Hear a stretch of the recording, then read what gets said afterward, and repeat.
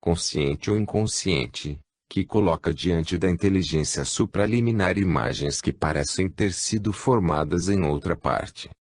Esses indícios existem realmente.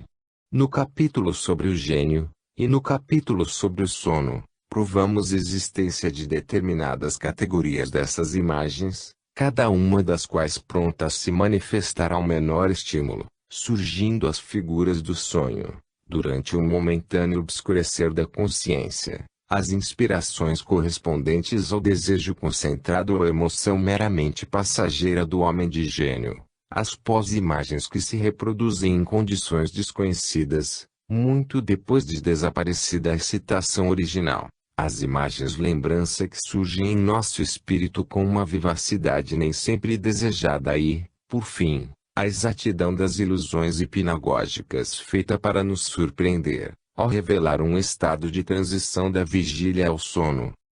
Trata-se agora de encontrar um meio empírico singelo que permita reunir todas essas variedades de visões subjacentes, de lhes encontrar uma base comum. Esse meio nos proporciona, primeiramente, a cristaloscopia, cristalvisão. Eis no que consiste essa experiência: faz-se com que o indivíduo olhe atentamente, mas sem fatigá-lo, um espelho ou um fundo claro e transparente disposto de maneira que reflita, o menos possível, tanto o rosto do observador como os objetos que o rodeiam. O melhor modo de evitar os reflexos consiste em usar uma bola de cristal envolvida por um pano negro, colocada no fundo de um caixote entreaberto. Depois de olhá-la 2 ou 3 vezes, durante 10 minutos, cada vez, é preferível que o sujeito permaneça sozinho no quarto e que se encontre num estado de passividade mental. Começará, talvez, a dar-se conta de que o espelho ou a bola estão opacos ou lhe parecerá ver algum rosto ou imagem na bola. Um homem ou uma mulher entre 20 terão, talvez, ocasião de realizar essa experiência, e desses 20 visionários somente um será capaz talvez de desenvolver essa faculdade de visão interna até o ponto de receber até informações que seria impossível obter pelos meios comuns. E, antes de tudo, como é possível, em geral, ver figuras no cristal? Os experimentos hipnóticos comuns nos sugerem 2 respostas, cada qual só explicando uma parte do fenômeno. Sabemos, em primeiro lugar, que o sono hipnótico se produz, com frequência, quando olhamos fixamente um pequeno objeto brilhante. Isso pode ser, ou não, um efeito da sugestão, mas o fato se produz, com segurança, em certos casos, e o sujeito pode ser facilmente hipnotizado e colocado num estado que facilita as alucinações. Em segundo lugar, pode-se sugerir a um indivíduo hipnotizado ver, descrever, um retrato sobre um papel em branco, e continuará ele vendo esse retrato, mesmo depois que o papel tenha sido misturado com outros, mostrando assim que discerne com acuidade pouco comum os sinais ou signos indicadores que podem existir aparentemente na superfície de um papel em branco. A primeira experiência mostra-nos que a cristaloscopia pode, às vezes, vir acompanhada de um estado de hipnotismo parcial, que dá lugar, talvez, à alucinação, e o segundo, que os sinais parecem, às vezes, provocar a cristaloscopia, mas também resulta dos testemunhos dos mesmos indivíduos que foram submetidos a essa experiência, e das observações do Dr. Odigson e outros, compreendidas as minhas, que tiveram oportunidade de assistir às suas experiências, que o fato de olhar uma bola de cristal provoca, raras vezes, um sintoma hipnótico qualquer, tanto entre indivíduos nos quais teve êxito a experiência, como entre os indivíduos em que não se obteve resultado. Por outro lado, não existe nenhuma prova a favor de uma relação qualquer entre a faculdade da cristaloscopia e a sensibilidade hipnótica.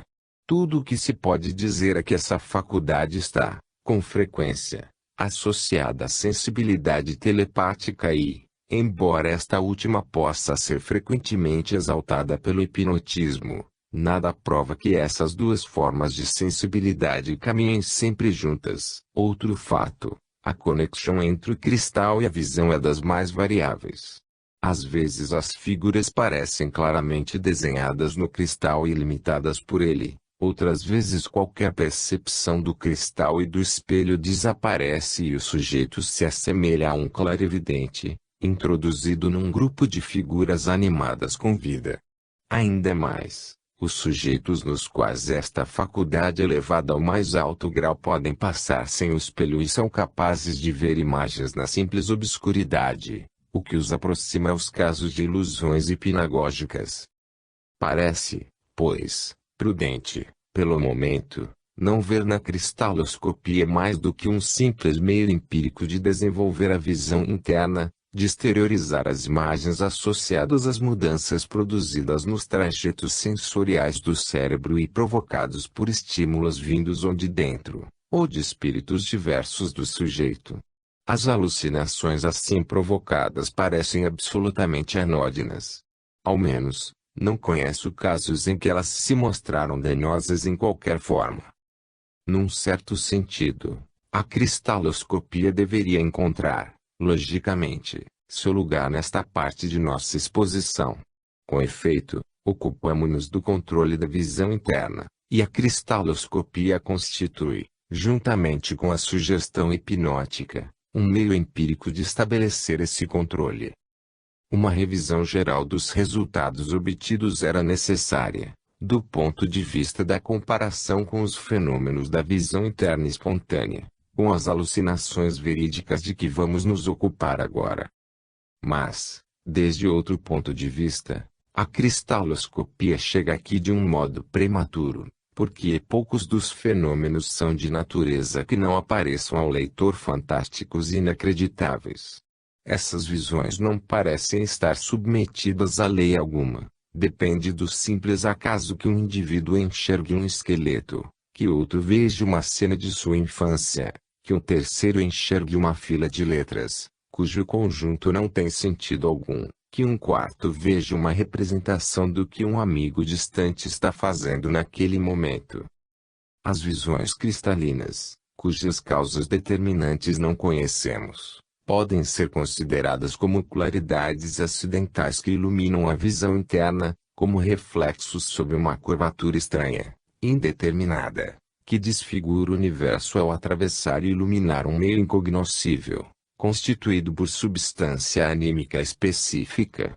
O conhecimento normal e o supranormal e os produtos da imaginação misturam-se e formam irradiações complexas, enfeixando lembranças, sonhos, percepções telepáticas, telestésicas, retrocognitivas, precognitivas, etc.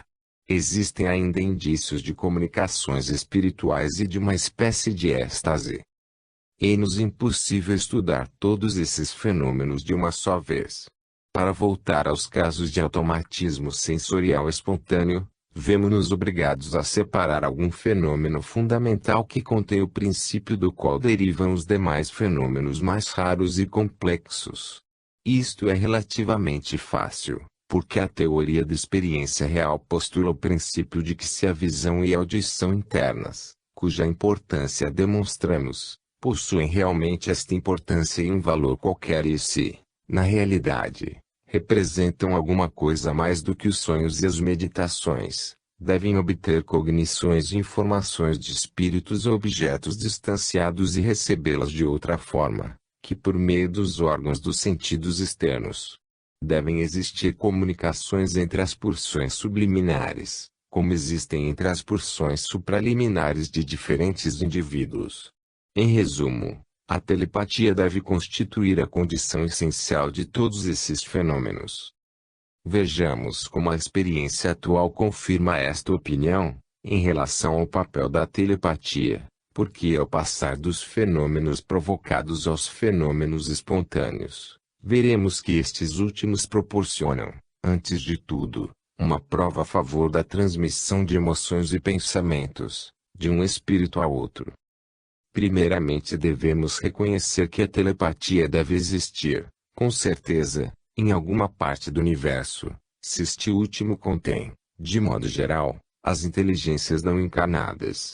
Somente supondo que toda a vida do cosmos está encarnada em organismos semelhantes aos nossos, não podemos conceber outros meios de comunicação, senão através dos órgãos dos sentidos. Mas, se existe outra vida, menos apegada à carne, mais espiritual, como o homem concebe a vida superior, apresentam-se ao espírito duas suposições: ou não existe troca de pensamentos, isto é, vida social, ou esta troca só pode ser produzida através de meios diversos da língua e do cérebro. Esta verdade parece ser evidente desde que o homem começou a tratar do tema. Mas os progressos da ciência agregaram uma nova hipótese a essas especulações. Falo da hipótese defendida pela ideia de continuidade. Ao verificarmos o vínculo estreito que une o homem aos seres inferiores, que anteriormente se consideravam como separados de nós por um abismo intransponível, chegamos a supor que um vínculo, da mesma maneira, estreito, deveria uni-lo às vidas superiores, que o todo deve formar uma série ininterrupta, que as qualidades essenciais devem ser as mesmas em qualquer parte. Pergunta-se, geralmente, se o homem assemelha-se a um macaco ou a um anjo. A isto respondo que só o fato de existir parentesco com o macaco é prova a favor de parentesco com o anjo. Os sentimentos instintivos anteciparam, de outro lado, esses raciocínios especulativos. Os homens acreditaram sempre, e acreditam ainda, na realidade da oração, isto é, na possibilidade de comunicações telepáticas entre nossos espíritos humanos e outros espíritos superiores aos nossos, dos quais supõe-se que não só compreendem nossos desejos e aspirações, como também que são capazes de exercer influências e agir internamente sobre nós. Essa crença na eficácia da oração está tão difundida que é assombroso que os homens não tenham chegado a esta conclusão aparentemente natural, isto é, se nossos espíritos podem se comunicar por meios que superam os de nossos sentidos, podem, da mesma forma, ser capazes de se comunicar entre si, da mesma maneira. Esse fato foi estudado, em épocas diversas, por eminentes pensadores, desde Santo Agostinho a Bacon, de Bacon a Goethe e de Chaternison. As experiências isoladas provam, de vez em quando, a verdade prática disto. Mas só há alguns anos essa noção vaga e flutuante tomou a forma de uma teoria definida, como consequência de experiências sistemáticas. A Edmund Gurney devemos o primeiro ensaio dessa experiência sistemática, 66, baseada num número considerável de observações cuidadosamente verificadas em experimentos cercados de todas as garantias. A explicação dos experimentos telepáticos não é fácil. Assinalaremos um que, se correto, seria capaz de colocar esta ciência à altura das ciências mais avançadas. É a teoria das ondas cerebrais ou, segundo a expressão mais precisa de Sir William Crookes, das ondas etéreas que possuiriam uma amplitude menor e uma frequência maior das que transmitem os raios X. Essas ondas se propagariam de um cérebro a outro, produzindo neste ou fazendo surgir naquele uma imagem semelhante à excitação, ou a imagem que lhe serviu de origem.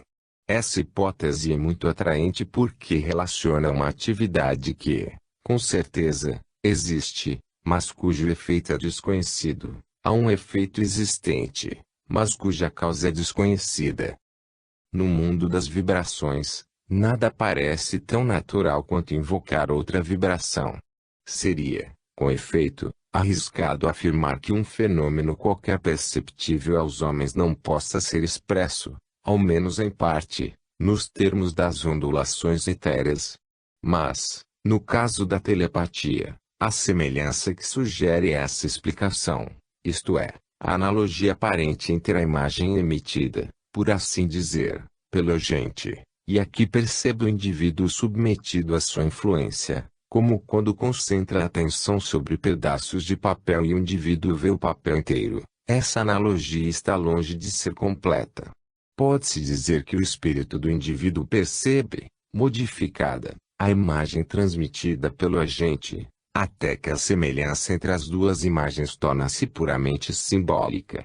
Vimos que existe uma transição contínua da telepatia experimental para a telepatia espontânea, da transmissão das imagens de papel ao pressentimento da morte de um amigo distante. Esses pressentimentos podem muito bem ser as imagens do amigo moribundo, mas é pouco provável que essas imagens sejam emitidas pelo cérebro do moribundo na forma em que as percebe o cérebro do sujeito receptor. Para citar um caso bem conhecido de nosso arquivo, Phantasms of the Living, I. Pag. 210, ele morre de um infarte, deitado em seu leito, no mesmo momento, MNJS vê ele de pé, junto a ele, com ar de contentamento, vestido com traje de passeio e com uma bengala na mão. Não se compreende como as ondulações teriam podido transformar até esse ponto os fatos físicos. As alucinações telepáticas coletivas são ainda mais difíceis de serem explicadas pela teoria das ondulações. É difícil compreender como é capaz de emitir vibrações que, ao se propagar por igual em todas as direções, afetam não somente ao amigo distante, B, como também aos estranhos C e D, que, por acaso, a chance ao lado de B, sem influenciar, ao que se sabe, qualquer outra pessoa no mundo. Todos esses pontos foram analisados e discutidos desde que iniciamos nossas investigações. Mas, à medida que nossas experiências se multiplicavam, nosso conceito da telepatia se generalizava, cada vez mais, em outras direções novas, cada vez menos compatíveis com a teoria das ondulações. Mencionamos aqui, com brevidade, 3 das citadas direções, em particular as relações entre a telepatia, a telestesia ou clarividência, B, o tempo e C, os espíritos desencarnados. A. Cada vez torna-se mais difícil atribuir às cenas que o sujeito capta a atividade de um espírito determinado, que, na realidade, percebe essas cenas distantes. Isto torna-se evidente nas experiências da cristaloscopia.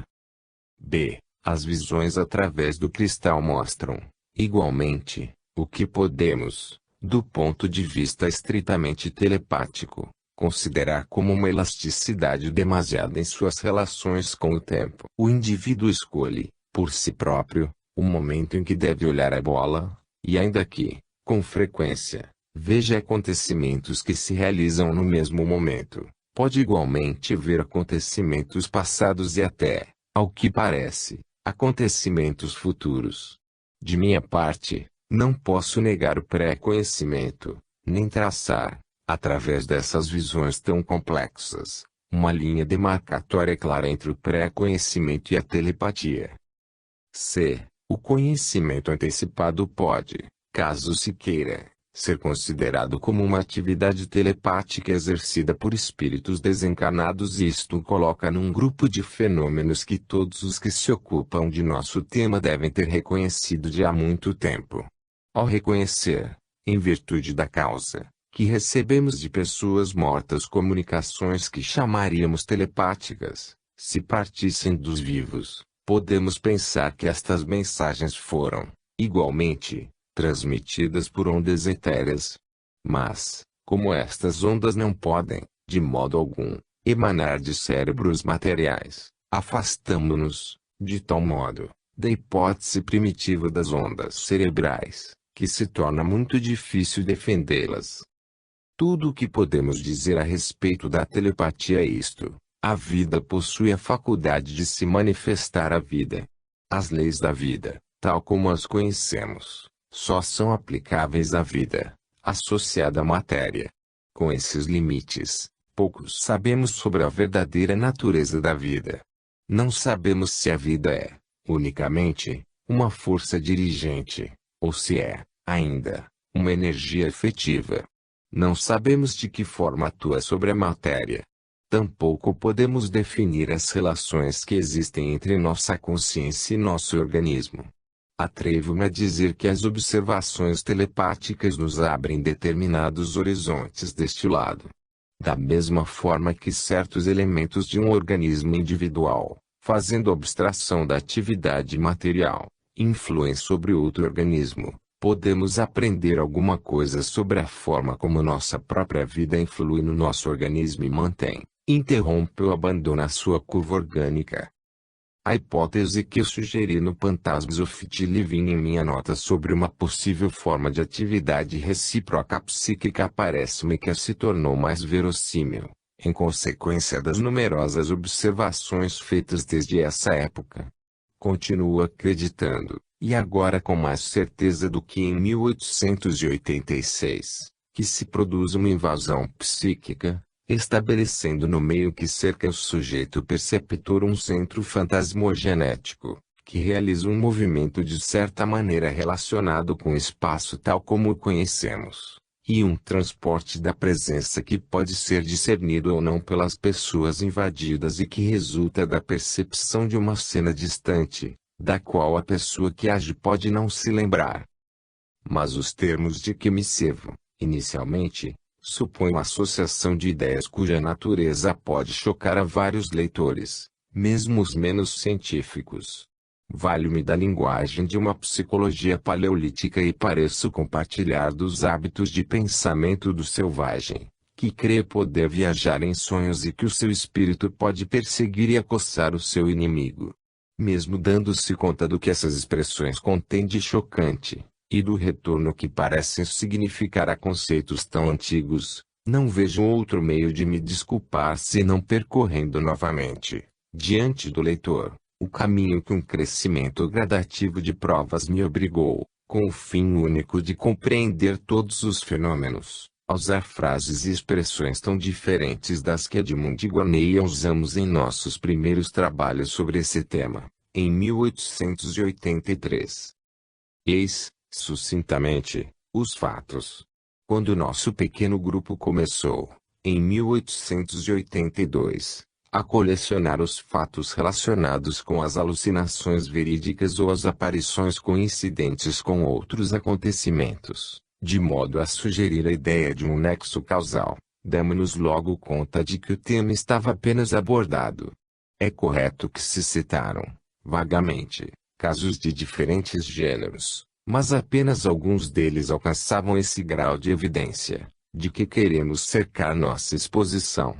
Nosso próprio arquivo era incrivelmente pobre, em comparação com a rica colheita que só pedia para ser colhida, mas era suficiente para mostrar essas variedades de aparições coincidentes, que, por sua vez, eram as mais comuns e convincentes. Particularmente, as aparições de pessoas vivas, coincidindo com alguma crise que essas mesmas pessoas sofriam à distância e, além do mais, de pessoas que ainda viviam, mas que estavam em perigo de morte. Esses casos foram os primeiros a alcançar número e valor suficientes para conquistar nossa confiança e em diversos artigos publicados no Proceedings of the SPR e no Phantasms of the Living, foram expostos com a plena evidência que mereciam e relacionados com a telepatia experimental, sendo considerados, em si, como exemplos espontâneos, mas muito mais surpreendentes, das transmissões de impressões de um espírito a outro. Todavia, por outro lado, descobriu-se entre esses casos determinados exemplos que não se deixam reduzir à concepção da telepatia pura e simples, mesmo que se admita tenha este conceito recebido sua forma definitiva. Às vezes a aparição era vista por mais de uma pessoa, de uma só vez, cujo resultado não se teria produzido caso se tratasse somente da transmissão de um espírito a outro, o qual exteriorizava esta impressão, dando-lhe uma forma material concorde com as leis de sua própria estrutura. Existiam ainda outros casos em que a pessoa influenciada parecia ser a um só tempo a pessoa influenciadora, no sentido de que tinha a impressão de ter, de alguma maneira, visitado, ou percebido uma cena distante, cujo participante não estava, necessariamente, consciente de uma relação imediata com essa pessoa. Ou, às vezes, Essa clarividência telepática se convertia em reciprocidade. Cada uma das pessoas em questão estava consciente da outra. A cena de seu encontro era a mesma na visão de cada uma ou, ao menos, a experiência era de alguma maneira comum às duas. Estas e outras dificuldades semelhantes apresentaram-se ao meu espírito desde o início e na nota, já mencionada, sobre uma possível forma de ação psíquica recíproca, inserida no segundo volume do Phantasms of the Living, indiquei brevemente a extensão da teoria telepática que considerava necessária a ela. Entretanto, continuavam chegando até nós casos de determinados grupos, ainda que, em números, menos consideráveis que os das aparições no instante da morte. Para não mencionar mais do que os dois grupos mais importantes, achamo-nos na presença de aparições chamadas de mortos e de casos de conhecimento prévio. Para cada um desses grupos, parecia razoável postergar qualquer conclusão, até que o tempo mostrasse se os casos deste gênero e de primeira mão poderiam acontecer de maneira contínua e se os testemunhos independentes continuariam a produzir-se em favor dos incidentes que essas hipóteses explicavam melhor do que outras. Antes da morte de Gurney, ocorrida em 1888, nossos casos de aparições e outras manifestações de mortos adquiriram um valor e uma consistência que, como atesta a sua última obra, convenceram-me de seu caráter verídico, que se acentuou então desde aquela época. A possibilidade de comunicação com pessoas mortas parece, hoje, tão indiscutível como a das comunicações telepáticas entre os vivos, e esta nova possibilidade modifica e amplia, necessariamente, nosso conceito no que diz respeito à telepatia entre os vivos. Os fatos que abonam o conhecimento prévio eram muito menos numerosos e evidência, relativamente a esse grupo de fenômenos, aparecia mais vagarosamente. Mas, de qualquer forma, é o suficiente para me fazer acreditar que ter-se-á que contar com esses fatos, sem que se possa afirmar, como faço com as mensagens de pessoas mortas, que todos os que aceitam nossas provas no que diz respeito à telepatia estejam obrigados a aceitar, ao mesmo tempo, as que se referem ao conhecimento prévio. Alguns passarão antes que esses fatos adquiram um valor indiscutível. Mas, qualquer que seja o ponto de vista em que se coloca este ou aquele pesquisador de nossa época, afirmo que o único meio racional de se conseguir uma convicção consiste em decompor primeiro a corrente emaranhada de fatos em diversos grupos definidos e, em seguida, observar a frequência com que esses grupos de fatos se reproduzem, atribuindo-lhes uma importância cada vez maior, dependendo do grau de evidência com que apareçam.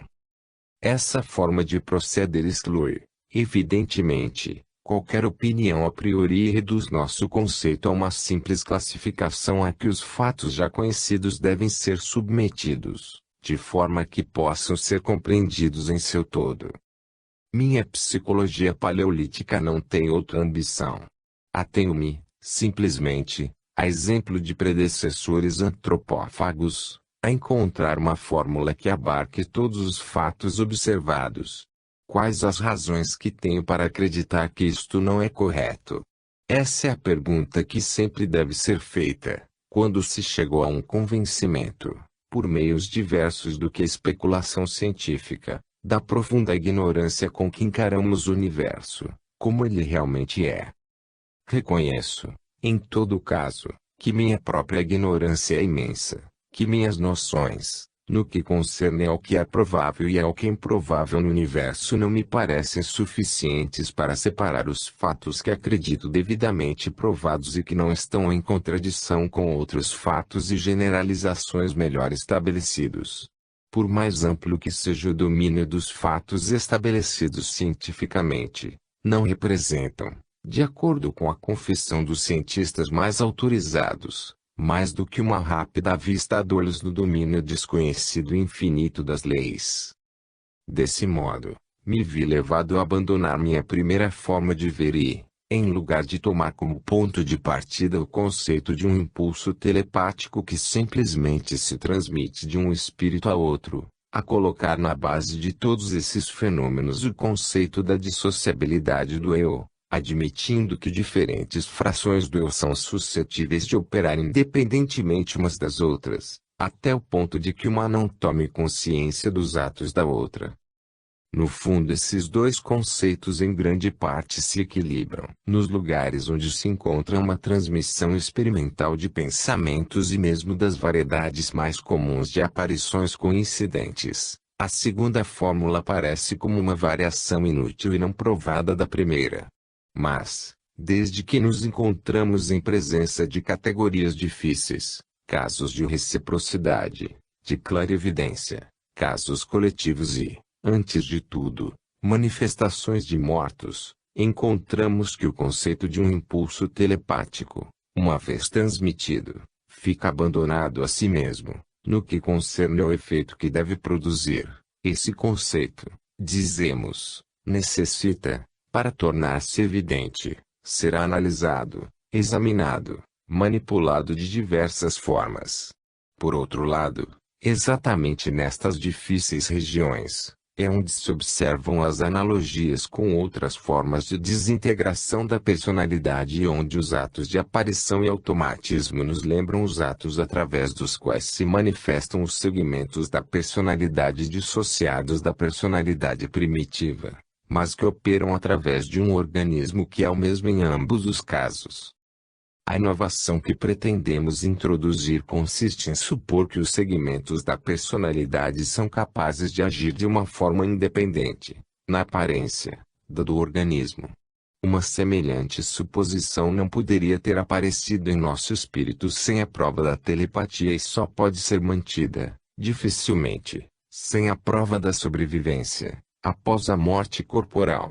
Porque na telepatia temos um elemento psíquico que faz parte da personalidade, mas que opera independentemente do organismo, e na sobrevivência após a morte corporal achamos-nos na presença de um elemento da personalidade, digamos, de seu último elemento, que age após a destruição do organismo. Portanto, nada há de temerário em reconhecer que um elemento da personalidade pode operar independentemente do organismo, enquanto este último ainda viva. Trata-se, em último lugar, de uma dissociação da personalidade que manifesta sua atividade num meio metaetéreo. Esta será, respeitando a terminologia empregada neste livro, a fórmula que com mais clareza resume todos os casos de aparições verídicas, conhecidas até agora. Assim, a bem da clareza de minha exposição, vejo-me obrigado a usar de palavras mais simples e curtas, por discutível e vago que seja seu sentido. Por isso sirvo-me da palavra espírito para expressar essa fração desconhecida da personalidade humana, que não é a fração supraliminar e cuja atividade surpreendemos antes ou depois da morte num mundo metaetéreo. Não encontro outro termo para expressar este conceito, mas a palavra espírito não implica em qualquer outra coisa, para mim. Da mesma forma, o sentido dos termos invasor e invadido, por estranhos e bárbaros que possam parecer, dependerá de conceitos cuja evidência nos aparecerá cada vez mais patente. Os fatos que atualmente possuímos apresentam, do ponto de vista do conteúdo e da qualidade, uma gama que nos deixa perplexos. Para a maioria deles, nada mais faço que recomendar aos leitores a obra de Gurney. Aqui, contentar-me-ei somente em discutir alguns pontos. Recordarei, em primeiro lugar, que todos os casos verídicos de coincidência aparecem sob a forma de um grupo isolado de um fundo de alucinações, que não tem qualquer pretensão de coincidência nem de veracidade. Se as alucinações exclusivamente subjetivas dos sentidos não afetam mais do que os cérebros doentes e desequilibrados, na afirmação corrente, mesmo em círculos científicos, no início de nossas investigações, nossa tarefa seria muito menos árdua. O estado salutar e normal da maioria dos indivíduos que se submeteram às experiências era indubitável e seria para nós de uma enorme simplificação poder dizer, por exemplo, no caso do escolar que viu o fantasma de seu irmão, enquanto jogava criquete. Esse escolar está em perfeito estado de saúde. Essa aparição é a única que teve, logo veio-lhe, necessariamente, de fora. Assim pensa, com efeito, a maioria das pessoas, quando uma aparição, única na sua vida, se apresenta a elas num momento em que se sentem sadias de corpo como de espírito. Durante o curso de sua pesquisa, Edmund Gurney teve ocasião de se convencer de que as alucinações isoladas, únicas na vida, parciais, sem vinculação aparente com uma circunstância qualquer, observavam-se nas pessoas sadias e normais com uma frequência que ninguém poderia supor. E como as alucinações ocasionais nas pessoas normais são tão frequentes, parece difícil reconhecer que todas sejam verídicas. E a existência de todas essas alucinações, talvez puramente subjetivas, complicam muito nossas investigações no que diz respeito às alucinações verídicas. Resulta disso que a existência pura e simples das alucinações, de qualquer gênero, com frequência muito rara, interpostas na vida comum, não lhes confere valor algum objetivo e é fora delas, na coincidência, por exemplo, existente entre essa alucinação e esse acontecimento que se realiza à distância, onde devemos buscar os elementos de evidência. A sensação do sujeito capaz de perceber não nos proporciona critério algum que nos permita afirmar se, em determinado caso, uma alucinação foi provocada ou não por algo desconhecido, que existe à margem do sujeito. As alucinações hipnóticas, por exemplo, que não correspondem a nenhum fato externo além da ordem sugerida e percebida do modo usual, constituem, talvez, o grupo mais diferenciado e constante das alucinações normais. Repito, não possuímos nenhum testemunho subjetivo que permita distinguir as alucinações falsas das verdadeiras, o que não quer dizer que devamos renunciar a encontrar esse testemunho. Alguns indivíduos, particularmente sensíveis e sujeitos às alucinações dos dois gêneros, creem ter aprendido a distinguir, por si mesmos, as duas classes e mesmo a distinguir entre as alucinações verdadeiras, as que são devidas à ação das pessoas vivas, e as provocadas pelos espíritos desencarnados, e é de se esperar sensibilidade e apreciá-la com maior seriedade. A faculdade discriminadora do próprio sujeito se converterá num fator cada vez mais importante na constatação da evidência dos fenômenos de que trata. Todavia, só podemos contar com evidência que emana da coincidência externa, com este simples fato, para expressar essa coincidência na sua forma mais singela, que eu vejo o fantasma de meu amigo Smith, no momento em que Smith morre distante de mim e sem que eu seja prevenido de seu estado. Uma coincidência desse tipo geral, quando é produzida, não é difícil de constatar e a constatamos e verificamos, com efeito, em centenas de casos. A conclusão que me parece mais lógica é a de uma relação causal entre a morte e a aparição.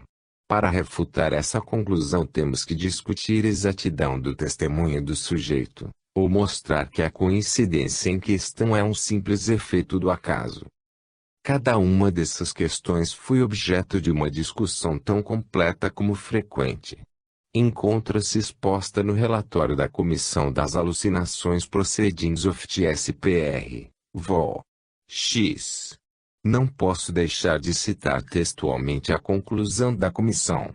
Entre a morte e a aparição dos moribundos existe uma relação que dificilmente se explica por mero acaso.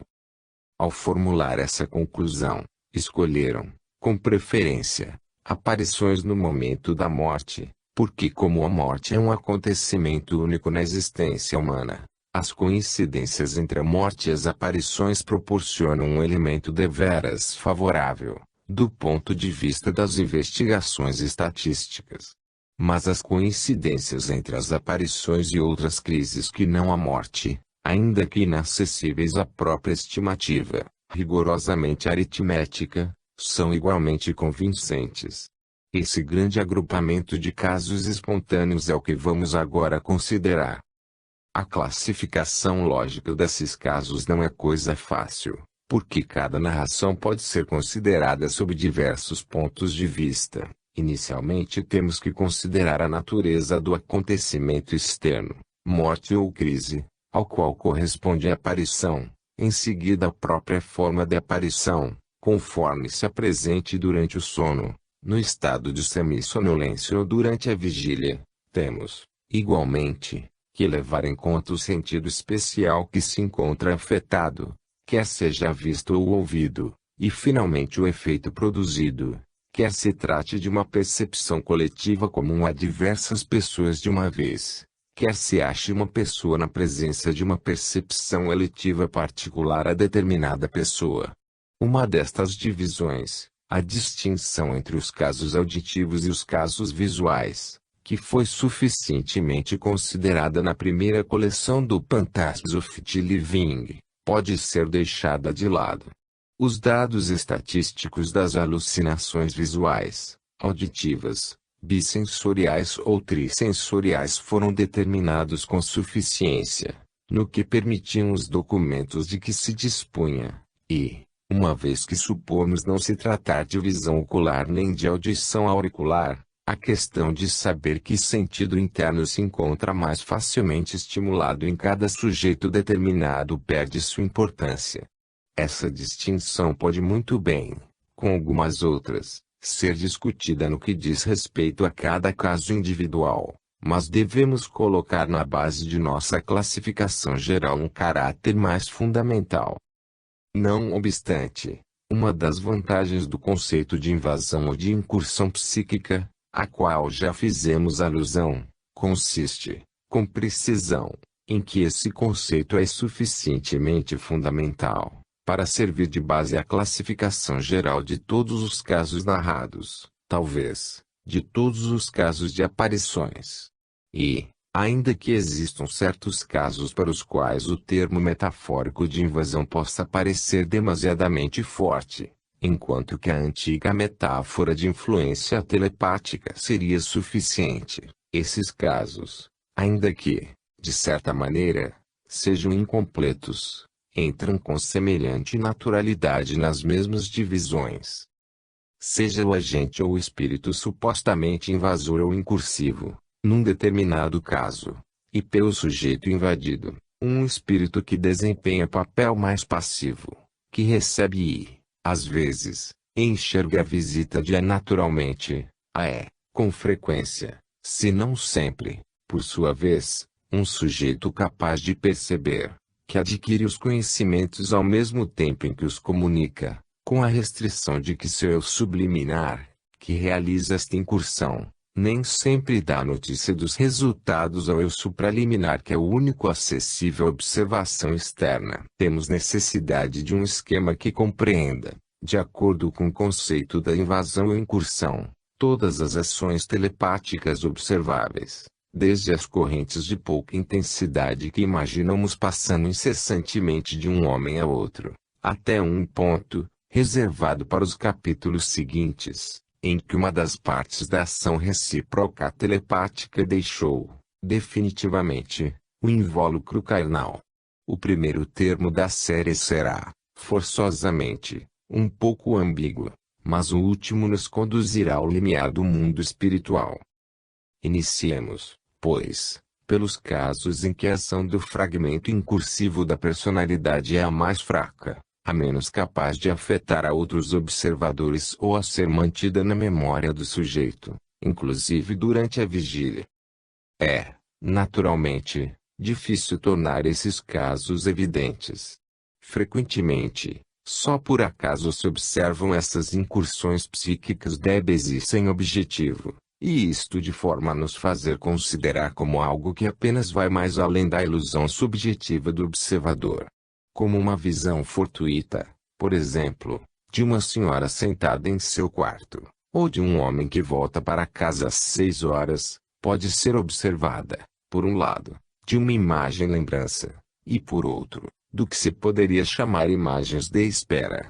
A imagem da mulher pode ser uma reminiscência, algo modificada e exteriorizada, a do homem que se aproxima da porta, uma simples projeção daquilo que o observador espera ver. Suponhamos que esses fantasmas não coincidem com qualquer acontecimento determinado. A mulher pode ter tido ideia de ir ao seu quarto. O homem poderia estar na iminência de voltar para casa. Estas são circunstâncias banais que se produzem diariamente. Mas, por mais banal que seja, quase todo o acúmulo de circunstâncias humanas é suficientemente complexo para que aconteça uma coincidência. Se a pessoa sentada no quarto veste uma roupa que o sujeito invadido jamais tenha visto antes da alucinação, se o homem objeto da alucinação aparece carregando um pacote de aspecto inusual, que o homem real acha ter levado, de fato, para casa sem que ninguém o esperasse, estamos devidamente autorizados a reconhecer que existe um vínculo causal entre o estado aparente do agente nesse momento e a aparição. Este é o caso do coronel Bige, que acreditou ver, certo dia, a alguns passos de distância, um de seus colegas, vestido com um traje especial, que Bige jamais vira, e carregando utensílios de pesca, quando Bige ignorava que seu camarada estivesse naquele dia se dedicando à pesca e isto, 10 minutos antes da aparição real de seu camarada no lugar em questão. Deveras assombrado, Bige constatou que seu amigo estava realmente vestido daquela forma e com os utensílios de pescaria com os quais aparecera 10 minutos antes. Phantasms of the Living, 2, 94. A respeito dos casos desse gênero, existe motivo para acreditar que o espírito do homem pode fixar-se, realmente, no lugar onde deve voltar, de forma que seu fantasma aparece lá, onde ele e os demais acreditam ver o fim mais provável de seu percurso. Mas existem outros casos em que o fantasma de um homem aparece num lugar sem que exista uma razão especial para que ali estivesse, ao invés de em outro lugar, ainda que este pareça encontrar-se nos limites de sua corrente habitual de ideias. Também nesses casos existem circunstâncias cuja natureza nos faz pensar que a aparição esteja relacionada com o agente aparente, por um vínculo causal. O fantasma de uma determinada pessoa pode ser visto em diversas ocasiões por vários sujeitos ou coletivamente por várias pessoas de uma vez, ou pode reunir essas duas características e ser visto em diversas ocasiões por várias pessoas de uma vez. Ou considerando-se a raridade das aparições fantasmais e o fato de que apenas uma pessoa entre os 5.000 é suscetível de ser vista no estado fantasmal, só pelo fato de que o fantasma de uma pessoa determinada seja visto 2 vezes, por diversas pessoas, porque uma segunda aparição ao mesmo sujeito não tem o mesmo valor, é já bastante notável, e quando se reproduz 3 ou 4 vezes, torna-se difícil explicá-lo mediante um simples acaso.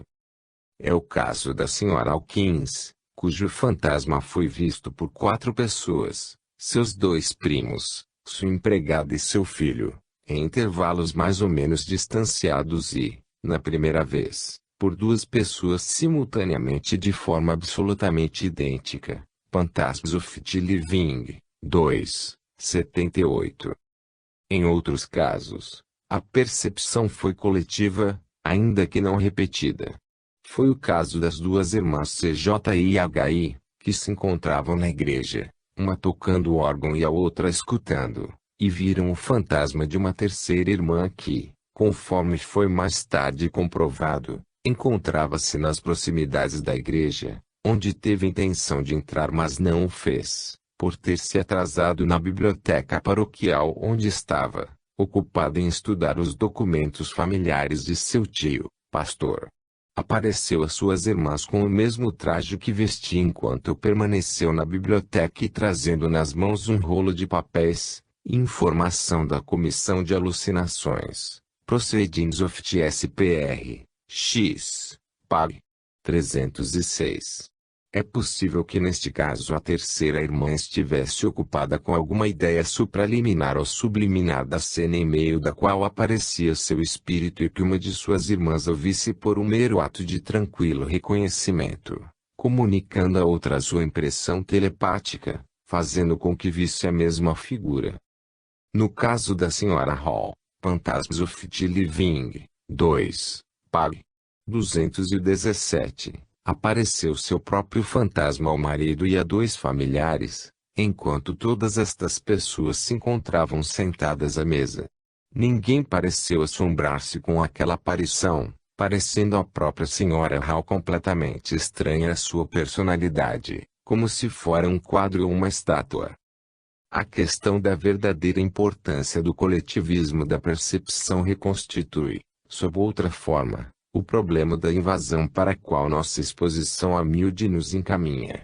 Quando duas ou três pessoas veem o que parece ser o mesmo fantasma, no mesmo lugar e no mesmo instante, significa que esta porção especial do espaço seja, de algum modo, modificada ou que uma impressão mental transmitida por um agente distante, ao qual pertence o fantasma, a um dos sujeitos invadidos se reflita telepaticamente do espírito deste último no espírito de outros sujeitos invadidos, de sujeitos, por assim dizer, secundários. Prefiro a primeira dessas explicações e vejo uma objeção contra a segunda, que é a do contágio psíquico. Neste fato, como em certos casos coletivos, não discernimos qualquer vínculo provável entre o espírito de um sujeito invadido qualquer e o do agente distante. Não existe, com efeito, nenhum indício de um vínculo necessário entre o estado de espírito do agente, no momento da aparição, e o fato de que estas ou aquelas pessoas percebam seu fantasma. A projeção deste último constitui um ato tão automático por parte do agente e tão pouco intencional como um sono ou sonho. Reconhecendo, pois, que essas bilocações se produzem sem causa externa apreciável e em momentos de calma e de indiferença aparente, devemos nos perguntar, de que forma esse fato poderá modificar nossos conceitos anteriores. Suponho que a vida de sonho que evolui de uma forma contínua, paralelamente à nossa vida de vigília, é suficientemente pulsante para determinar, de vez em quando, uma dissociação suficiente para que um elemento qualquer de nossa personalidade torne-se capaz de ser percebido a uma determinada distância do organismo. Esse conceito de um quase sonho incoerente, que se torna perceptível para os demais, está em total concordância com as teorias expostas durante o desenvolver desta obra, porque considero as operações subliminares como realizando-se de maneira contínua e acredito que o grau de dissociação, suscetível de engendrar um fantasma perceptível, não equivale necessariamente a uma modificação muito profunda, pois a perceptibilidade depende da idiosincrasia, ainda inexplicável, do agente e do sujeito invadido. Chamaria a idiosincrasia do agente, psicorragia, cuja tradução literal significa desprendimento da alma. O que, de acordo com minha hipótese, se escapa ou se desprende não é, como no sentido grego da palavra, o princípio total da vida do organismo, antes um determinado elemento psíquico, de caráter provavelmente variável e que não pode ser definido senão pela sua propriedade de produzir fantasmas perceptíveis para uma ou diversas pessoas, nesta ou naquela porção do espaço. Esses efeitos fantasmogenéticos podem manifestar-se no espírito e, em consequência, no cérebro de outra pessoa, caso em que esta pessoa discerne o fantasma em alguma parte das imediações, de acordo com seus hábitos mentais ou sua predisposição, ou então esse efeito se manifesta diretamente numa porção do espaço, caso em que várias pessoas podem vislumbrar, simultaneamente, o mesmo fantasma no mesmo lugar. Passemos agora desses casos de psicorragia, que não supõem, por assim dizer, qualquer conhecimento novo para o sujeito que aparece sob a forma de fantasma, aos casos em que existe, de qualquer forma, uma comunicação de um espírito a outro e que implicam a aquisição de conhecimentos novos para o espírito incursivo. É impossível classificar esses casos em grupos logicamente contínuos, mas, de modo geral, o grau em que nosso encontro psíquico fica na lembrança de cada uma das duas partes indica, de algum modo, sua intensidade e pode servir de guia para uma classificação provisória. Adaptando-me a esse esquema, iniciarei por um grupo de casos que não parece dar senão uma informação muito incompleta. Os casos em que, particularmente, o agente A influiu ou invade ao sujeito invadido P, sem que A nem P conservem qualquer lembrança supraliminar do que se passou. Esses casos são bastante frequentes. A aproximação psíquica se produz, hipoteticamente, numa região subliminar para I para P e desta região, só algumas impressões incomuns e fragmentadas atravessam o umbral da consciência. Dessa forma, a telepatia parece operar de uma maneira muito mais contínua da que estamos dispostos a acreditar. Mas como observador externo pode saber algo desses incidentes telepáticos, dos quais nem sempre as partes envolvidas se recordam.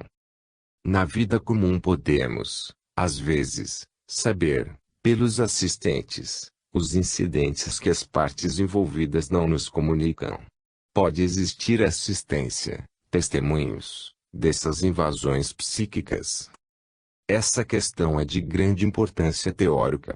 Como considero que se produz uma transferência real de alguma coisa do agente, e essa transferência determina uma certa modificação em determinada porção do espaço, pode-se reconhecer, teoricamente, a presença de um assistente capaz de discernir essa modificação com maior clareza do que as pessoas em benefício das quais se produz a modificação. Mas se, por outro lado, o que se produz é a simples transferência de um impulso de um espírito a outro, resulta difícil compreender como um espírito diverso do espírito focalizado pôde perceber a impressão telepática.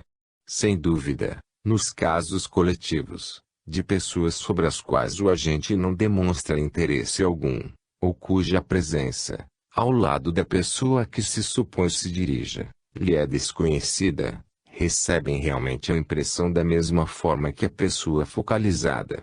Isto foi explicado por Gurney como uma nova transmissão telepática, que, nesse caso, é enviada do espírito da pessoa que impressiona o de seu vizinho, no momento.